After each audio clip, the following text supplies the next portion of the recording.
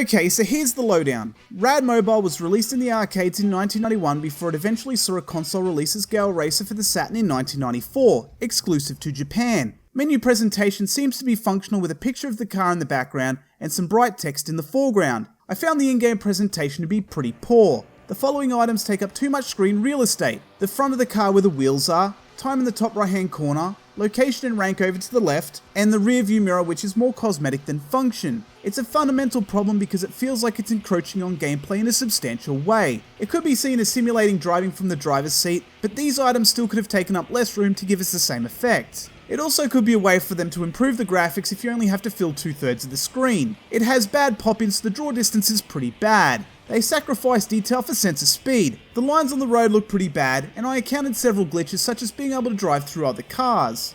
The soundtrack is impossible to hear with the sound of the car being as loud as the music, but if you concentrate hard enough, you'll find the music to be a typical 90s racer. Sound effects are either bad, like running into things gives this tinny sound, or are non-existent. The gameplay is different to most races. It's less racing and more remembering the whole game, to the point where if you're at a position on the course, the cars will always be at the same position every time.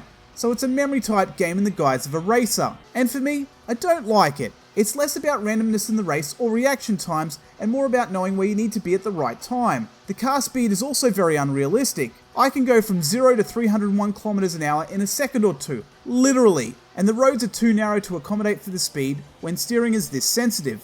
Plowing into the side of the road is common. Replay value is a 2-player versus and memorizing the course. Would I recommend this game? It doesn't sound like much of a recommendation as the game is plagued with problems, but if you have fond memories of the arcade, it might be nice to play this at home. Otherwise, I wouldn't waste my time. You can do better on the Saturn.